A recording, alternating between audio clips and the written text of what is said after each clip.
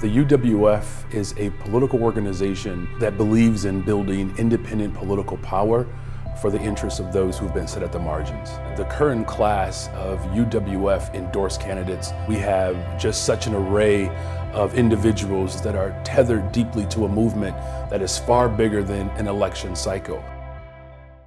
Carlos Ramirez Rosa, Alderman of the 35th Ward.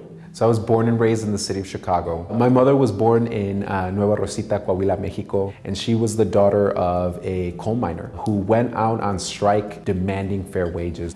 I was a deportation defense organizer. So my background has always been as someone that has been working on behalf of working people. My name is Erica Wozniak-Francis. I just started my 15th year as a Chicago public school teacher. I started my first job at Heffron Elementary School, and I saw that things were much different in different parts of the city. I am the daughter of a public school teacher. I called my dad. I said, "Dad, where's the advocacy?" And he said, "Erica, that's the union." What I ended up doing was volunteering to be the union delegate at my building, and I've been union delegate ever since. My name is Rosana Rodriguez Sanchez. I am originally from Puerto Rico. I moved to Chicago in 2009. I was a teacher at that time. I got a job working with the Albany Park Theater Project. Besides being an artistic director and songwriter, I was also an ethnographer. So I got to know a lot about the Chicago reality in terms of activism, and I realized that a lot of those issues were the same that I was fighting for in Puerto Rico. After Hurricane Maria, my community was completely destroyed. So my brother came out and he looked for the people who organized with my father when we were little. And he said, "We need to go cook." And the reason why my community has survived the hurricane and is still there is because of the organization that was created 40 years ago when my father was a community organizer. My name's Maria Haddon. I'm running for Alderwoman of the 49th Ward.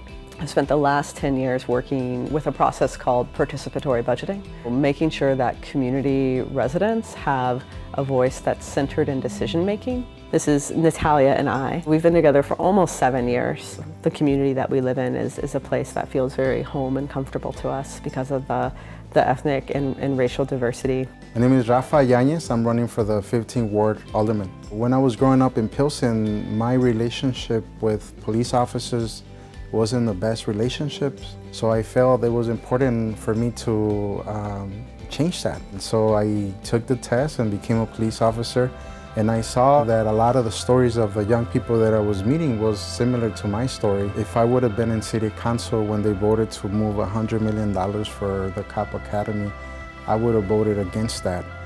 By hiring more police officers is not going to be the solutions to reducing violence. My name is Michael Rodriguez.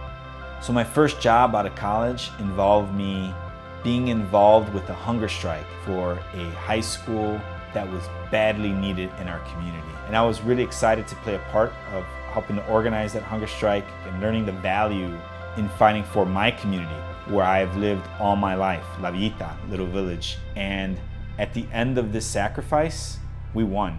I am Jeanette Beatrice Taylor, and I am a candidate for 20th Ward Alderman.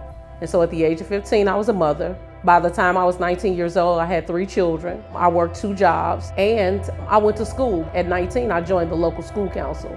And at that same time, I started to see my community change, and it wasn't changing for the better. In 2013, after the closing and announcement of a school that I had been working with, which was Dyer High School, myself and 11 other brave folks decided to go on a hunger strike. Passing out on the 10th day after testifying to an appointed school board who could care less about us being on a hunger strike, I was at the fork of the road in my life.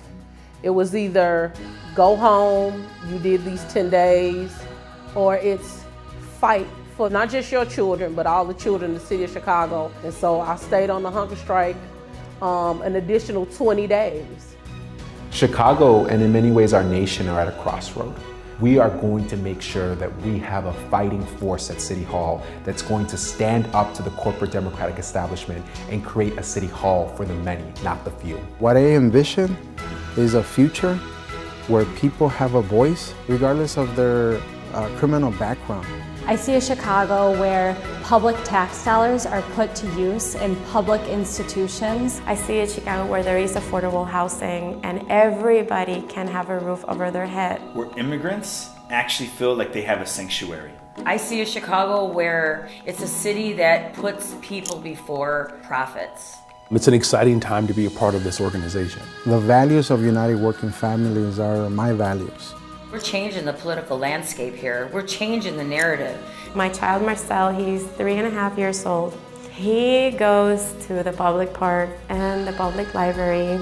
In these places, Marcel plays with children of all races and all ethnicities and children who speak a spectrum of languages. I want my child to grow up in a place where that's what it feels like to be human.